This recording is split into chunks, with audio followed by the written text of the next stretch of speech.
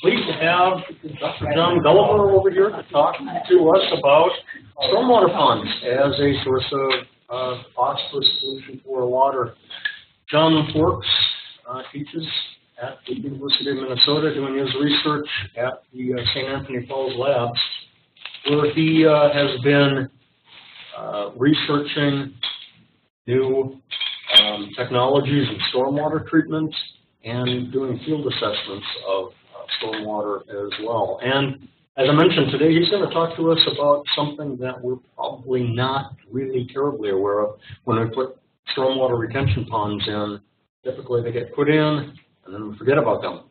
And he's going to tell us today why that might be remiss. John? Okay, thank you. So this is some work I'm going to talk about that was funded by the NPCA through funding that came from the Clean Water Council, and also by National Science Foundation funded one of our graduate students. The question I have is, are stormwater ponds a source of phosphorus pollution? That was a revelation that I would even ask this question, because stormwater ponds are known for being very good at removing phosphorus, because they collect particles. They collect leaves, they collect grass clippings, they collect tree flowers, which are the main source of phosphorus pollution, and they settle in the ponds. You have enough residence time, they can settle. But we have these ponds that are about, well, I'll talk a little bit about that next. So we've been working on this for 3 years. We have a pretty powerful team. Josh Finley is my co-PI, professor in ecology and behavioral biology. Former graduate student Tyler Olson worked on this for a couple of years. We currently have Vinny DiLucci, a Ph.D. student working on it. Ben Jenkins, a research associate, Anima Natarajan, a research associate, and Heinz Stefan, professor emeritus, is involved with us. We're really happy to have him, and that he's still active. How old is he?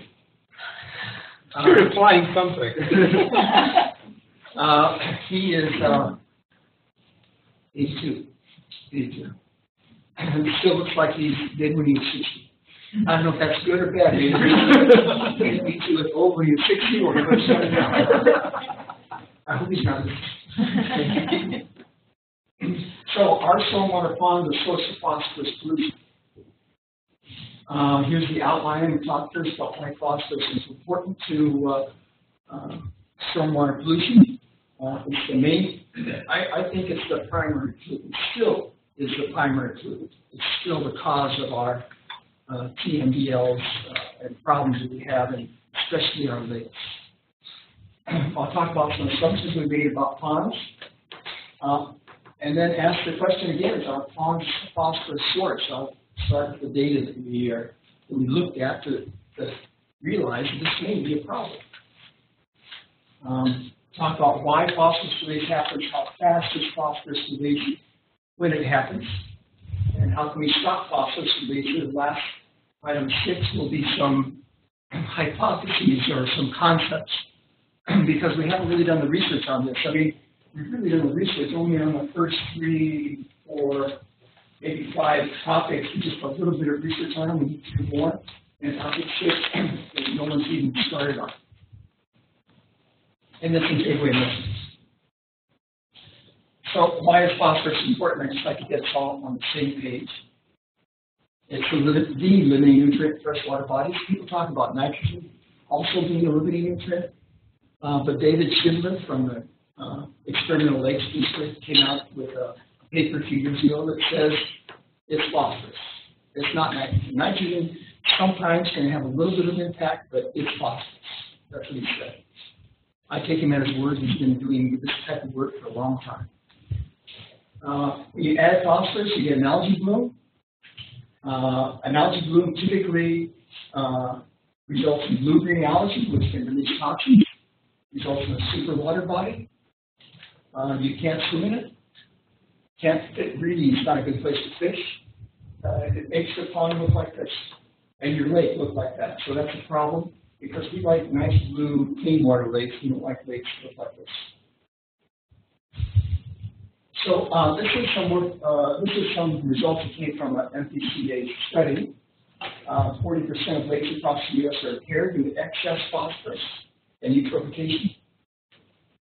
In Minnesota, there are about 700 water bodies that have been listed as impaired in Minnesota. If you look at the land use, we have here on the left-hand side, we have the land use. This is agricultural. This is undisturbed, woods and things like that. And then this is developed. If you look at the phosphorus concentrations in the water, you can see that there's a correlation between Minnesota land use and phosphorus. Phosphorus is high in all the cultivated areas in the lakes and in the developed area. In the undeveloped area, it's not that high. And if you look at lakes that are fully support recreation and swimming, you can see this is not filled in that well, but you can see there's a similar correlation. I'll be talking about ponds primarily, well, actually agricultural and developed areas.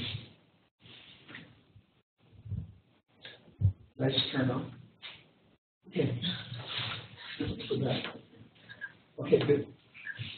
So, stormwater ponds, I talked about stormwater ponds, how they manage to retain phosphorus. I'll talk a little about what ponds are doing.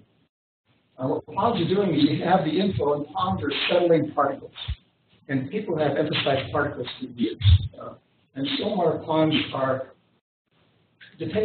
regardless of how you design it, what stormwater ponds really do is capture solids and associated phosphorus. They don't really hold back water that well. Because if you take 800 ponds and you hold back the water from this little parking lot in 800 ponds, and then you combine them all together downstream, it's going to be you're going to have the same peak discharge as you did before. Because it's 800 ponds. So I don't think ponds were ever designed to hold back, really designed to hold back water. I think they're really, this is my impression, I think they're really designed, even though they have criteria to hold back water, they're really designed to capture solids and associated phosphorus. So the phosphorus is associated with solids because of, like I said, leaves, grass clippings, tree flowers, dirt. All of that settles at the bottom. Phosphorus doesn't go anywhere. It's still at the bottom. But it's under the sediments. It's basically not disturbed in the sediments. The sediments are degrading, forming eventually phosphate. But the phosphate doesn't really get up to the water column. That's the assumption. They are about 30 years old. So let's talk about some assumptions about stormwater ponds. First, stormwater ponds are shallow. Most of them that I have seen are about 6 feet deep. That means typically they wouldn't be stratified because they're so shallow. You go to Lake Calhoun or something, you get a stratification depth of 15 feet in the midsummer. Here we got 6 feet deep. They shouldn't be stratified. If they're not stratified, then you have high dissolved oxygen over the sediments. If you get high dissolved oxygen over the sediments, then you do not have phosphate released from those sediments. The sediments can actually precipitate phosphate because of the ferric ion compounds in the sediments. We have found that these assumptions are not necessarily true. And that's what started us on, and that's the account for this process. So this is the data we first started looking at. This is the Riley Purgatory, Bluff Creek Watershed. This is data collecting, I guess it's been about 5 to 8 years they've been collecting data on their ponds. I'm going to take a while to explain this. On the left-hand axis, we have the total phosphorus concentration. On the bottom axis, these are actually the pond numbers. So each of these are boxed, and this box line is the median value. They sampled but 98 ponds, almost 100 ponds. This is not 100 ponds. This is 32 ponds that are above a certain level that I'll describe in just a minute, above the straight line. The other 60, so I think 66 ponds are right here on the far right. We put them all together. The median concentration is about 0.2 milligrams per liter. And they're typical ponds. But what we found is that 1/3 of these ponds seem to have high concentrations. And how do we know they're high concentrations? Well, we took data from stormwater runoff in the state of Minnesota. Now, this is all the stormwater in the state of Minnesota. This is actually from the, not the whole state. This is actually from the Capital Region Watershed District. We took the data from the Capital Region Watershed District, which has pretty good data. We analyzed that data, and that would be something that Jock and Ben Janke did, and found that the average was about 0.2. That's the average inflow. We're assuming that the inflow is about the average. And the 95% confidence interval is 0.4. So that's a 95% confidence interval of basically runoff, we think, in Minnesota, or at least in the Twin Cities area. So 0.4 would be the 95% confidence interval. That means that 2.5 out of 100 ponds should be above the line, and the rest of them should be below the line. So that's the inflow concentration that we think is coming in. This TP levels are the concentration in the ponds. You can assume that what leaves the pond is what is in the pond. That's assumption number 2. And what's coming in is basically what's coming in the Capital Region Watershed District. Then you can say these concentrations are high for these ponds. And that started us looking at ponds as a source of phosphorus. Some are very high. We have one over here in the far left that's up to 6 parts per million milligrams per liter total phosphorus. So do you have any questions about that?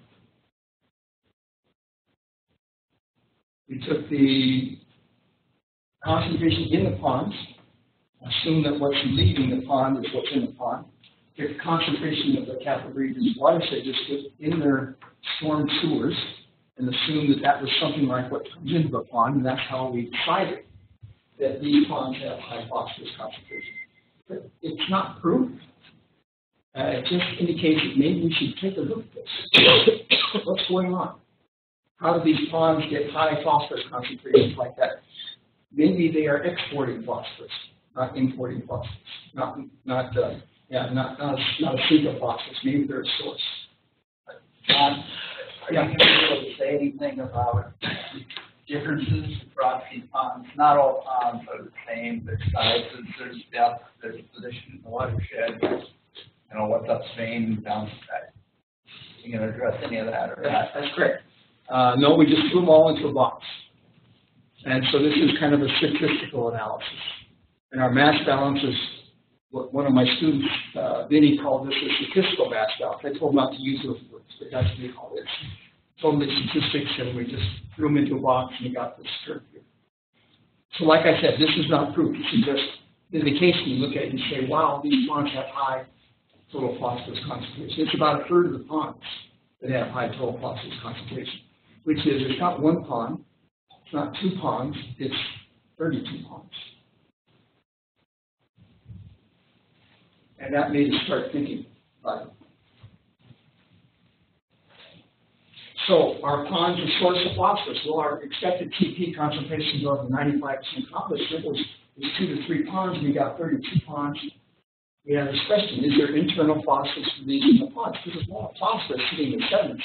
Years, 30 years of phosphorus, 20 to 30 years of phosphorus is collected in the sediments.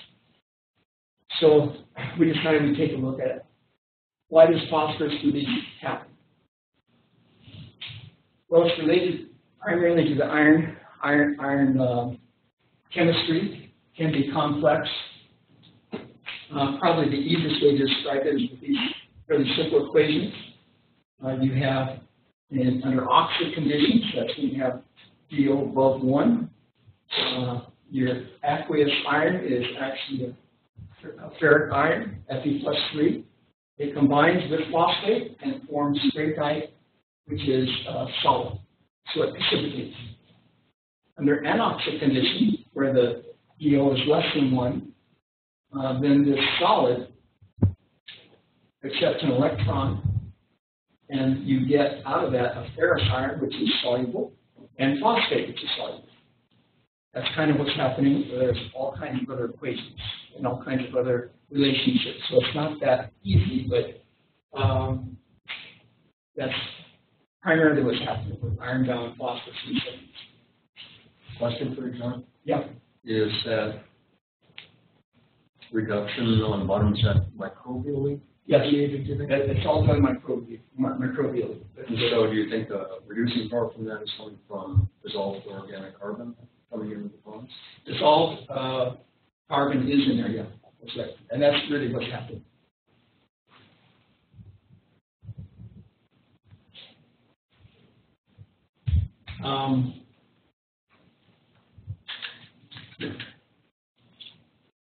So we do field sampling here. We went out to these ponds. The first pond, Pond A, is a pond in St. Cloud. Pond B is in Minnetonka. Pond C, B, and E are in Roseville. On Pond C, B, and E, we're also, Jacques and Ben Janke were also doing a chloride study on those ponds. So we also have chloride information on those ponds. Here's what we found.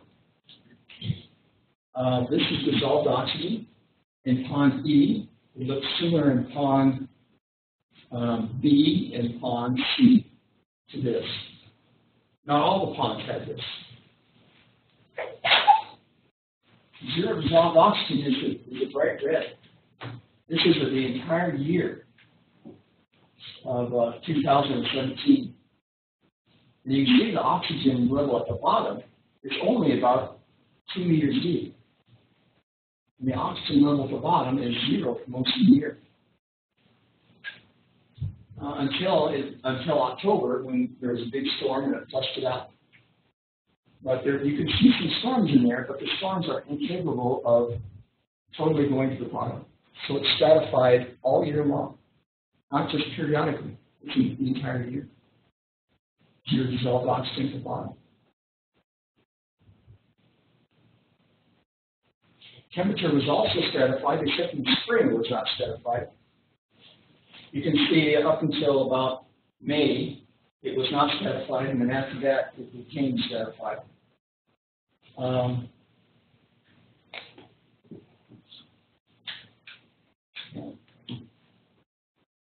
So it became stratified during the summer, but it was not stratified during the spring. DO was 0 at the bottom during the spring, so DO was stratified in the spring. So we found that many ponds, 3 or 4 of our ponds out of 5 that we studied are stratified and have 0 dissolved oxygen at the bottom. Those are the conditions under which you could get phosphorus release. So the surface layers expose the atmosphere. When being exposed to the atmosphere, that's why you have high dissolved oxygen. But the problem is we have this bottom layer of water. It's not exposed to the atmosphere. It's exposed to the sediments. The sediments have an oxygen demand because of the bacteria in the sediments. And so you get low dissolved oxygen concentration. We think there are 2 reasons. One is sheltering. These trees have grown up over the 30 years, and they're pretty darn high. 30-year-old trees all the way around. Ponds have not really been maintained. We set the ponds in there, and at most we mowed the grass. Trees have grown up to 30, 40 feet. And they're totally sheltered. We think that's a problem. Another problem is that there's chloride inflow in spring, and the chloride inflow in many of these ponds actually does not relieve throughout the summer in the bottom of these ponds. So it's another impact of chloride. So here's a sheltering problem, and this is all of our ponds. If you remember when we looked at with the 5 ponds, most of them were sheltered. There was one that was not. And that one was periodically stratified, not stratified all summer long. Those are pretty tall trees, they surround the pond. And that's definitely a green pond. So the concept there is that because they aren't getting direct sunlight, they're not getting that like solar mixing? Is that kind of what you're? No, actually the concept is because they don't have wind. Oh, okay. They're sheltered from the wind. And so the wind kind of blows over the top of them. And it takes about if you have a 30-foot high tree, it takes about 250 feet for the wind to get down to that level. And these ponds are not 250 feet wide. So they're totally sheltered from the wind. There's a little bit of impact of wind, but it's really not that substantial. So the wind's kind of going right over the top. Thanks for that question.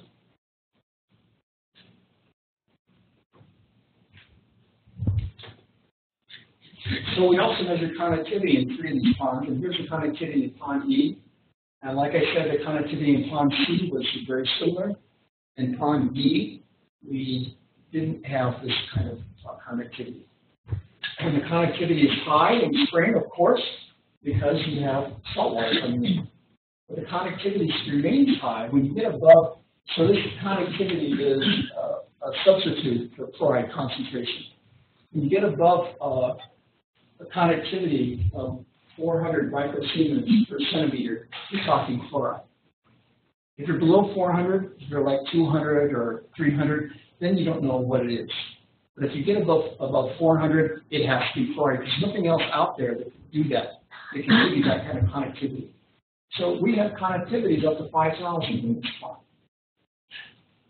And throughout the summer, the conductivity was actually the spring and the summer, the conductivity in the bottom was high. It wasn't, again, until October when there was a thermal turnover and a big storm coming in, and the conductivity actually was turned over. And it stayed turned over until winter started, and then it started up again. Did you do a chloride conductivity relationship? Did you know like about the conductivity in here and what that equates to as our standard? They are doing that. Okay. That Ben and John. This is actually for a different study, not for our study. And we didn't think about this study. We didn't think that this could happen until we started working on this pond. So it's possible that chloride is actually causing these ponds. And the way it would happen is that a group in Toronto talked about chloride versus temperature. And they said that temperature stratification is more important than chloride stratification during midsummer. We aren't thinking midsummer. We're thinking spring, because our low DO starts in spring. And that's when the chloride comes in. So I think that it's possible that chloride sets up the stratification that is going to last throughout the summer. So in spring, you have high chloride, you have a fairly strong stratification, and then summer, you start getting some sun in, and then you start getting some thermal stratification. So you have both chloride stratification and thermal stratification in the summer. But it's possible, we think, very possible, that chloride sets up that whole process. Yeah. Sorry to keep asking questions. Is that because the high chloride, 5,000 specific conductance, there's a lot of chloride in there, so that water would be denser? So it would be the water at the bottom there in the springtime is just denser, so it's harder to mix with the water on top? Right, yeah, thank you. That's what chloride does. I mean, salty water is heavier than fresh water. And so you get heavy water at the bottom sitting there, and you can't de-stratify it because it's basically sitting at the bottom like another fluid.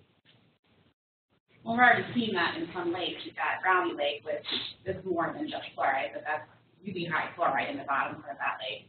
And then Tanner's Lake now has stopped mixing. You should mix 3 times a year, and some years it only mixes once a year, and has very high chloride concentration in the deep part of the lake versus the surface. Yeah. So the same thing's happening in ponds. Shallower. So. Yeah, and I'm surprised because the ponds are only 16 feet. It's still happening. I think the reason is because of the filtering and the combination of chlorides coming in, thermal stratification, and filtering. Well, the chloride coming in from stormwater runoff in the capital region is, I mean, it's like close to seawater level. So that's a lot of chloride coming in. Yeah. Yeah, that's true. It could be less so in other ponds. So we started looking at how fast was phosphorus released. So we sample sediment cores. So we did a study where we sample sediment cores, and then we take the cores back to the lab, and then we analyze phosphorus released in these cores. We put them under high dissolved oxygen, and then we put them under zero dissolved oxygen.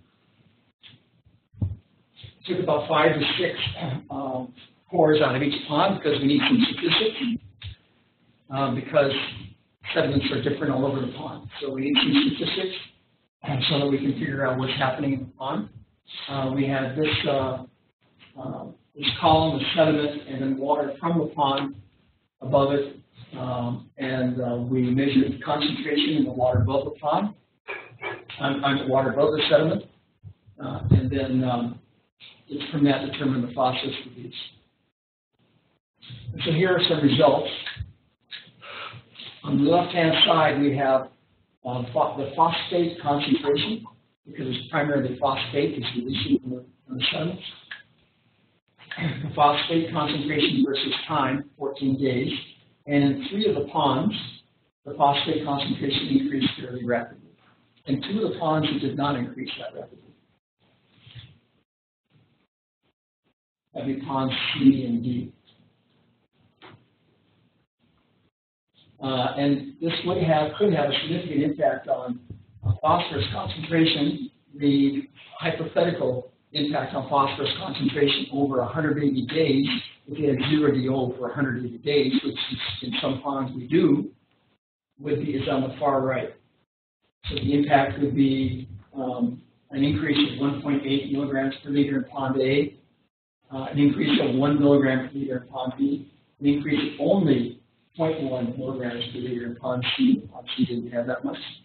An increase of 0.3 in pond D and 1 in pond D. Yeah. Dan, just maybe follow up a little bit on Mark's comment. The study in Toronto that was done showed that one of the big differences between constructed ponds and lakes, for example, is the organic matter content. There's so much more organic matter coming into these ponds, and if you look at the data here, it seems to suggest that might be an important factor too. So. Yeah, organic matter is very important. We tried correlations with organic matter. I'll talk about the correlations a little later. And the correlations didn't really work out that well, but we only have 5 ponds. So, so the data that you have for 5 ponds just isn't enough. The correlations kind of worked, but they weren't really, it wasn't really strong, the correlation. You can see that pond B has a high phosphorus release and high organic matter. Very high, 86% is, huge. Lakes typically have 10% organic matter. All these ponds have more than 10%. We have between 5 and 10% organic matter.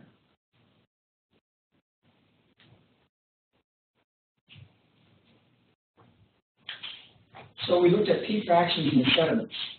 This is actually easier to do than phosphorus release because you don't have to do these columns. Just take the sediments. You don't have to wait for them over time. Just take the sediments and see what's in the sediments. So this looks a little bit complicated. We have each pond on the bottom, A, B, C, D, and E. Phosphorus concentration in the sediments, milligrams per gram, on the left-hand column. And we have 6 different types of phosphorus fractionation. We have loosely bound phosphorus, which is pretty much assumed to be phosphate that is easily dissociated or is loose in the sediments. We only found that in pond B. We have iron bond phosphorus, that would be the orange. That is one which can release through the above water. Iron bond phosphorus can release to the above water fairly easily. It's associated with this iron process. Aluminum bound water does not release to the above water, but labile organic bound has the possibility of release, and that would be it's being degraded. Labile means it's being degraded by bacteria in the sediments. If it's degraded by bacteria in the sediments, then it becomes phosphate, and the phosphate can go into the be released into the water column. That's one possibility for it. Residual organic bound phosphorus, that's kind of like sticks, things that aren't really degraded. And then mineral bound phosphorus is primarily calcium bound. So the calcium bound, the aluminum bound, and the residual organic bound are really not factors in this whole release process. The loosely bound, that's the top left, the iron bound, that's the top right, and the labile organic bound are the ones that can participate. We found that labile organic bound seems to participate in the phosphorus release. Typically, it's not considered. We believe it does participate because of the high organic concentration in the sediments. Yes. So how correlative, just trying to get terms here, labile versus DLC, dissolved carbon? Are they similar, not similar at all? Well, if you have high labile, you probably have high DOC. Yeah. But we haven't really looked at that. We actually never measured DOC. Maybe we should have, but we didn't. The labile organic bound is not necessarily, would not be dissolved, and DOC is dissolved. And if you have high labile organic bound and lots of degradation, then you should have high DOC. So is labile or labile going to be organic matter that is readily available to bacterial? That's correct. Consumption. That's correct. It's fairly quickly broken down by bacteria labile organic. Now that doesn't mean in a day it's broken down. It's broken down. I mean, we have really high labile organic phosphorus fraction in the sediments, and some of it is available fairly soon, and some of it is available after a year or more. So a portion of that would be available as phosphorus per phosphorus release in the next month or so. Does that make sense? Okay. All right. So but here's something I'd like to show you is that, well, labile organic bound phosphorus correlates to phosphorus release pretty well. A and B have high labile organic bound phosphorus. C and D do not. Phosphorus release was low in C and D, pond C and D, and high in pond C and D. And pond E was somewhere in the middle. So here are some of our correlations. Like I said, we only have 5 points, 5 lakes. So we need more lakes. Because if you add a lake, it could change the correlations. On the upper left, we have our P release rate on the vertical axis.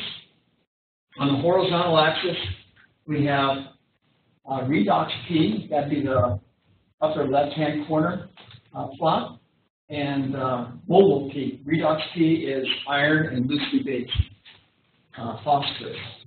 Mobile P is iron, loosely based, and labile organic phosphorus. So that incorporates the labile portion.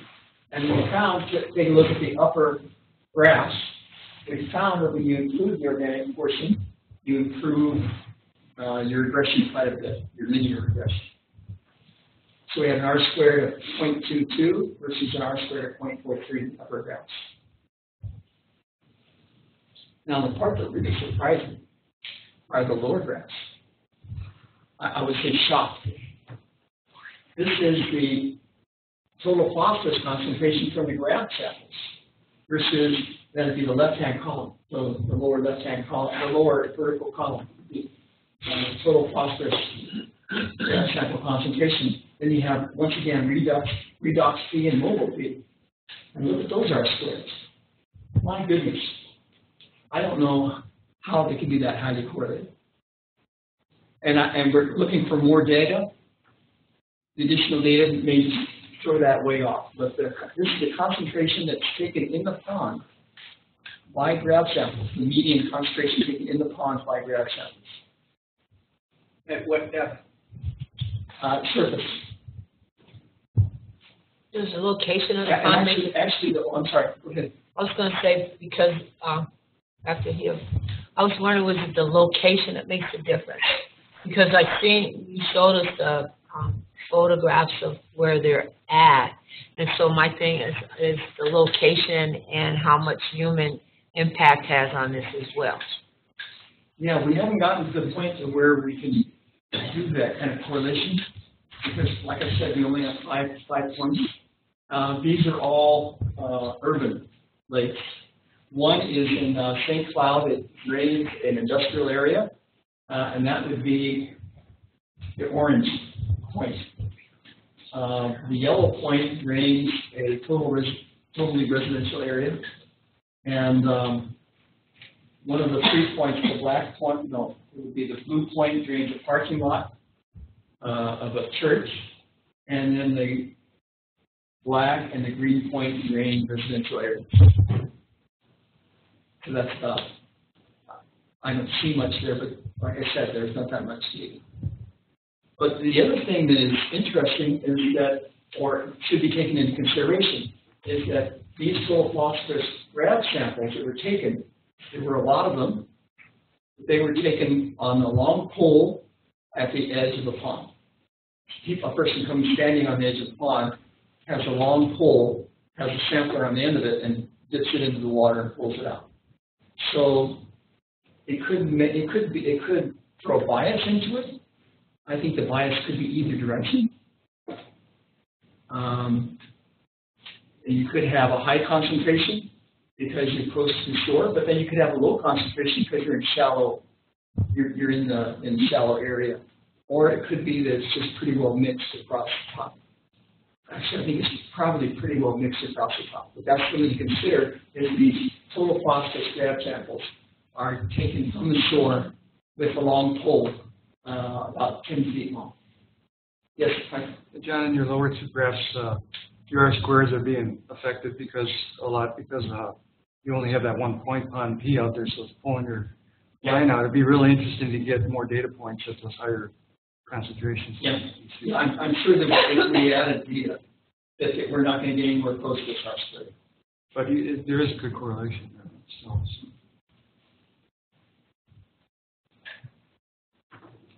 Okay, so that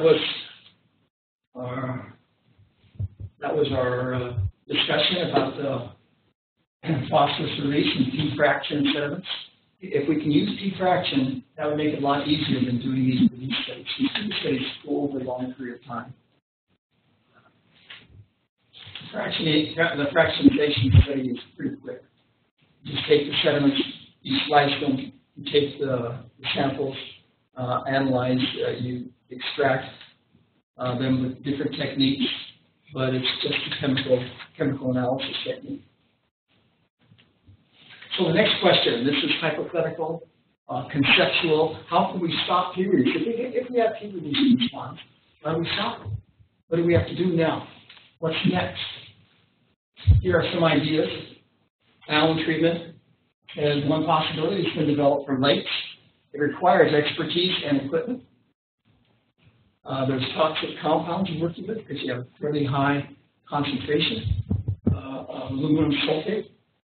Iron filings is something we're doing in our current research. We've shown that if you overload the sediments with iron, that you can stop dissolved oxygen. You can stop your phosphorus release even under low dissolved oxygen concentration. Pond mixing is another thing you can do to get the pond DO high so that it's just mixed. I'll talk about that a little bit. We need some research in that. And low level withdrawal is something you might be able to do. Just pull the bottom of the pond instead of the top of the pond out. And if you pull the bottom out, you're replacing it with water from the top. You don't have the stratification anymore. You don't have the chloride stratification. You still might have the thermal stratification. Where are you going to discharge that?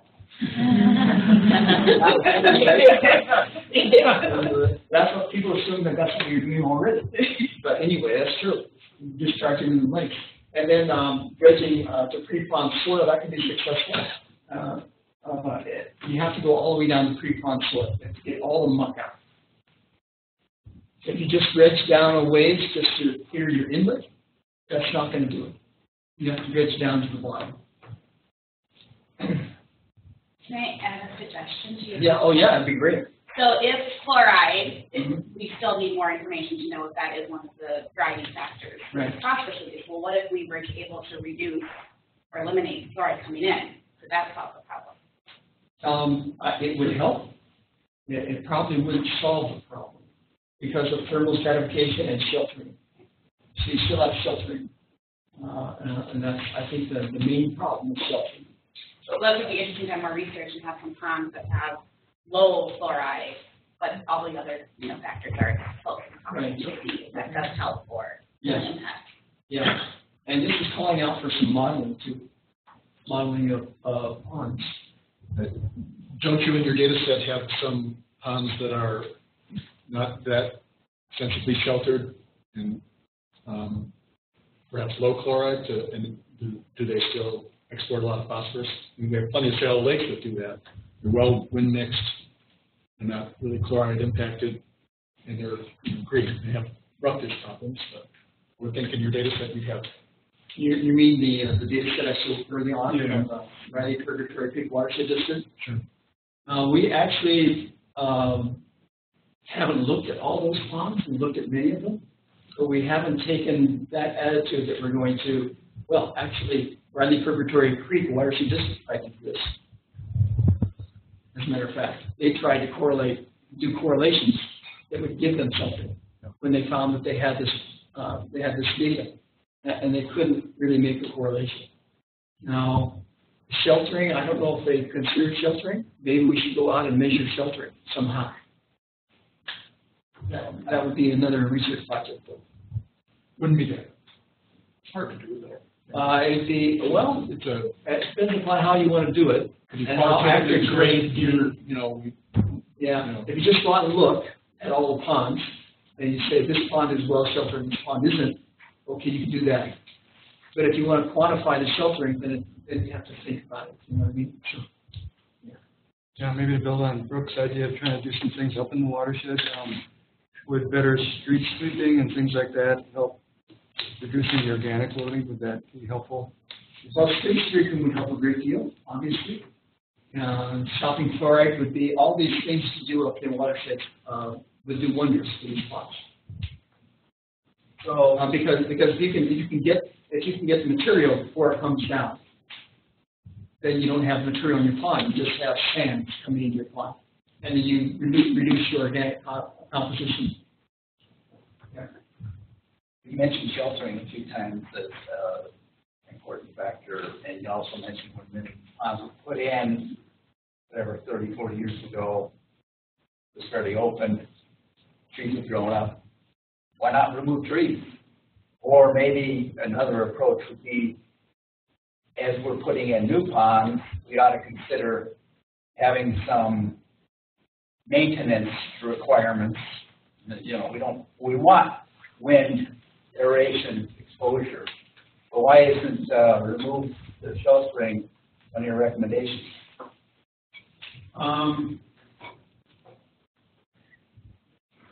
I've talked to some people for the cities, and most of these are residential areas. Most of these sheltered ponds are residential areas. And they say you go out and talk about the dirt pond, and you talk about moving all the trees around the dirt pond. It's difficult enough to clean out the access, which is also overgrown with trees. It's difficult enough to clean out the access so you can actually get something into the pond and dredge it. And they don't even want to consider it. So we talked about that, and they were not. Most of the city people were not interested in doing that because they said it was just not going to happen. So, and I'm not in the business of removing trees anymore, but if you do that, the recommendation for maintenance actually would be a good thing. So I'm going to go over what some of these things look like, just to give you a feel for what I'm talking about. This is an alum, aluminum sulfate or alum treatment operation. You have to have some tanks. I don't know what it would look like on a pond. Obviously, you don't need one of these things on a pond. But this is this is the state they are currently. So you have to scale this down. Decide if you could do it with local city or county personnel, or do you need to bring in experts? There are lots of things you have to do here, but that alum treatment is something that's known to work well for at least 10 years. That's on lakes, right? With That's really lakes. low, yeah, right. That's on with low. So just they're very different, right? Stormwater ponds and a lake. Like we just talked about the organic content in the ponds and the fluoride concentration. How are all of those factors going to affect the effectiveness potentially of alum treatment? Yeah, that's right. That's true. It may not be 10 years it would work for a pond. It could be less because ponds are collecting sediments more quickly, for example, than the lake is. Iron filings treatment is similar to alum treatment in that you're adding something. The nice thing about iron filings treatment is it's done by the city staff. It's about the same cost in terms of the materials as alum treatment. But this is some iron filings treatment that was done with a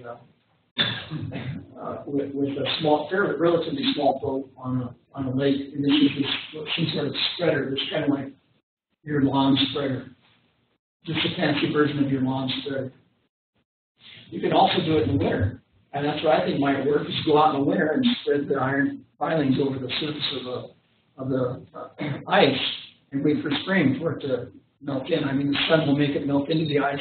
It becomes part of the ice. Probably looks ugly, and when it melts, it falls into the bottom.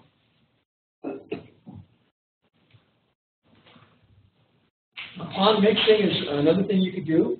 The problem with ponds is that they're relatively shallow. And so you can see this compression diffuser diagram up in the left corner. You can see that the phosphorus mix is really about the depth of the pond. So you have a 6 foot deep pond, and you're mixing about 12 foot area of water, 12 foot span of water. So you need a lot of these pond mixers to mix a pond. I don't know how many. You could do it with some modeling to show how many pond mixers you need. And then you have to put them a little bit off the bottom because you don't want to entrain the sediments and bring all that sediment back up, because sediments have a lot of phosphorus in them.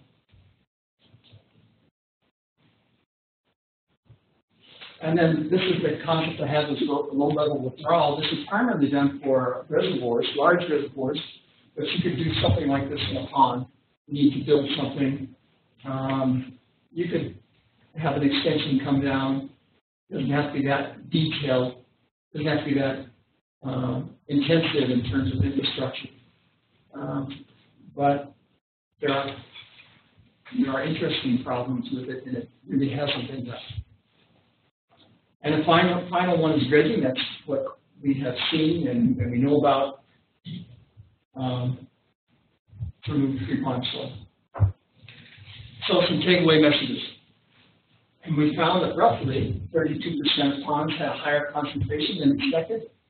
Does that mean they have internal phosphorus release? We don't know. We didn't know when we started this.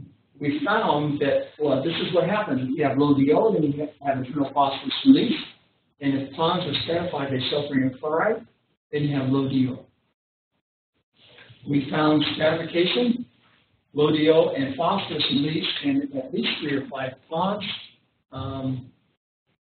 The one that was not sheltered did not have a constant stratification over the summer.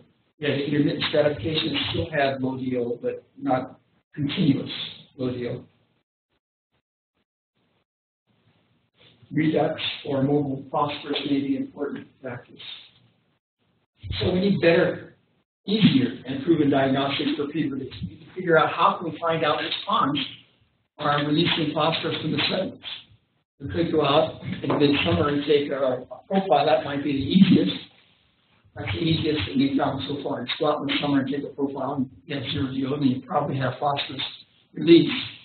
But we also need to know how fast phosphorus release is. Is this important? Not all ponds are releasing, even if they have 0 DO, not all ponds are releasing phosphorus at a rate that is substantial. And then we develop remediation technologies. If we have P release, we want to eliminate P release, we need to do something about it. So, what sort of questions you have? That's basically all about. Yeah. What sort of next steps would you want to take other than what's needed in this study, and how would you like to see it applied? Yeah, I think next steps, the most significant next step is to do more ponds. If we have these regressions, what we need to do is do some regressions to figure out can we diagnose these ponds or not. If we can do it by going out and measuring total phosphorus concentration, that's great. I just don't believe that last regression that had a 0.99 R squared value. If we had 20 ponds, that would be something that you could hang your hat on. Yeah. So since you need a lot more data, would you be interested in using citizen water monitors to gather some of this data? We've got a citizen lake monitoring program here, and we're always looking for more activities to do for the site. I think a citizen water monitoring program would be great.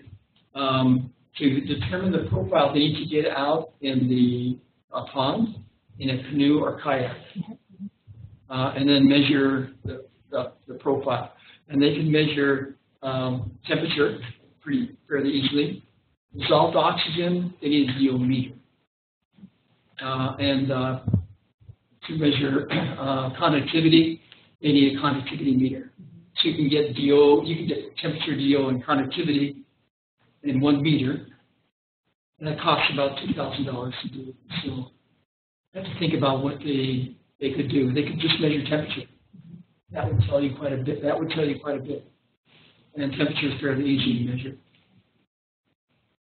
Well, does that help? Yeah. Okay, okay. Yes.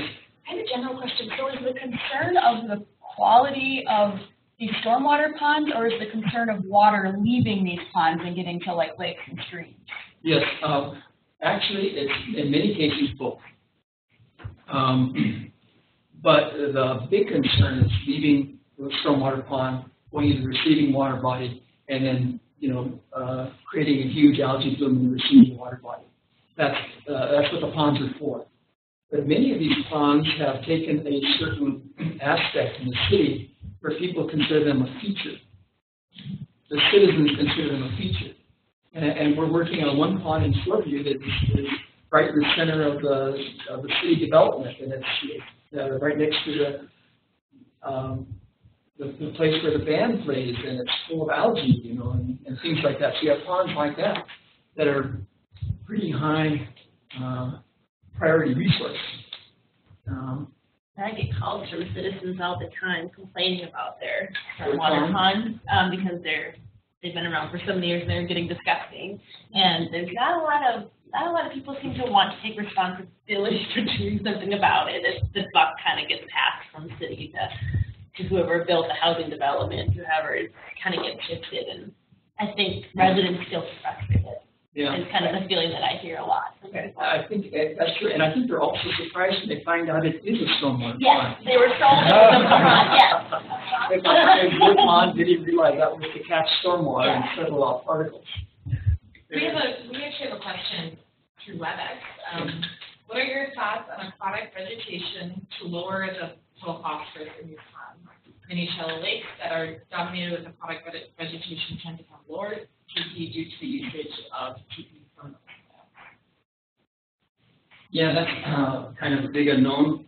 Actually, we aren't sure. There are two aspects to that. One is aquatic vegetation that is, you're thinking like cattails or something like that, or thinking, We don't know. And by reducing the sun exposure of aquatic plants.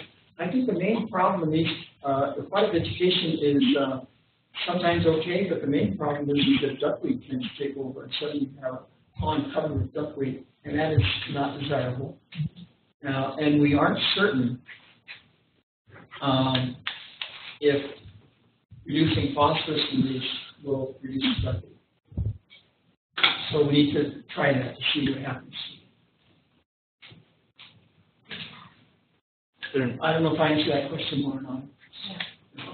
So just as a kind of FYI, for stabilization ponds for wastewater treatment, it's a very similar system, right? It's a pond that you hold water in for a long period of time. And curiously, some stabilization ponds have low phosphorus discharge and some have high. And for example, 2 wastewater plants in southwestern Minnesota, I forget the city names, but they're like a mile apart. And one has 2 to 3 milligrams per liter phosphorus and one has less than 1. And you look at them and there's no explanation like why is this occurring in these ponds differently.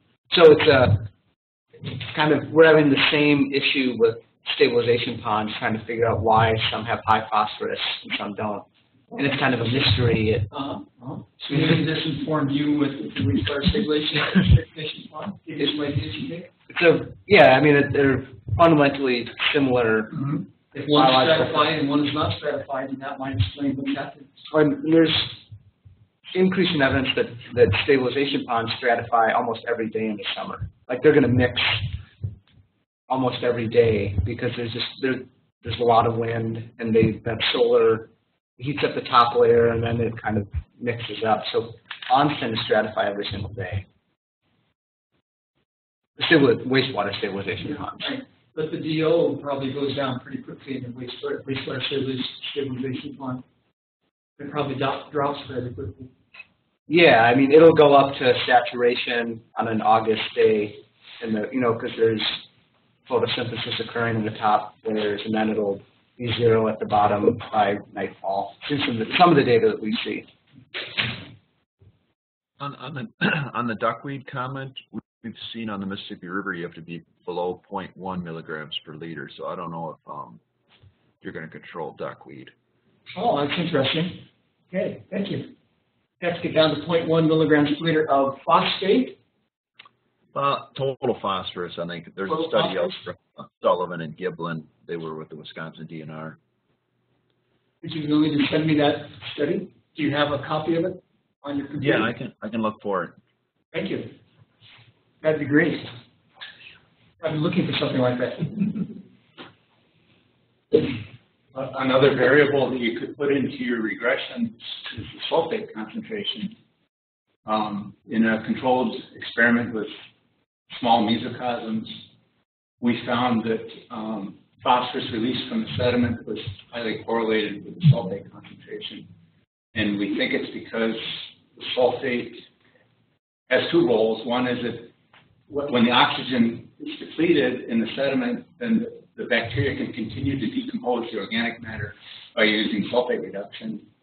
And then that produces sulfide, which reduces the iron, releases the phosphate, and then ties up the iron into iron sulfide, keeps it from acting as efficiently in controlling phosphate. So it's maybe one more variable to keep track of if you're doing more ponds. It wouldn't be that hard to get sulfide concentration. Or just sulfate. Or just sulfate, is good enough? Well, I'll send you a paper about modeling relationships. Yeah. Okay. All right, thank you. Well, it is, John, go ahead. Can I just add one takeaway message, my own personal Okay. is to just maybe reevaluate our whole approach to stormwater management. We continue to try to kind of fix things downstream. Once there's become a problem, put Band-Aids on. Where if we put more of our attention resources into just reducing these things from making their way into our stormwater systems in the first place, we might solve more than just one problem. I mean, we wouldn't just solve some of these, phosphorus release problems in ponds, but we would solve some of our chloride problems or some of our sediment problems. I mean, we could have a lot of multiple benefits from focusing more on, if we put all the dollar amounts that we put into researching this kind of stuff into just how do you actually convince people to be better stewards of the land and make better choices and stop this, rhapsodies and leaves and sediment and chloride from getting into the system in the first place? What kind of an impact could we have? And so that's just my sort of introduction to the question there, but it seems like it'd be great to put a little more attention on, well, what if we could just actually deal with the source of the problem instead of continuing to put these little Band-Aids on it and then, oh, wait, now this Band-Aid's coming off, let's find another Band-Aid to fix the stormwater problem. I think that probably echo the feeling of most people who work in the stormwater area. There's a lot of Band-Aid work. Yes. Take care of it with a lot of upstream type things like street sweeping or whatever, lawn care, these types of things. John, thanks a lot for coming. All right.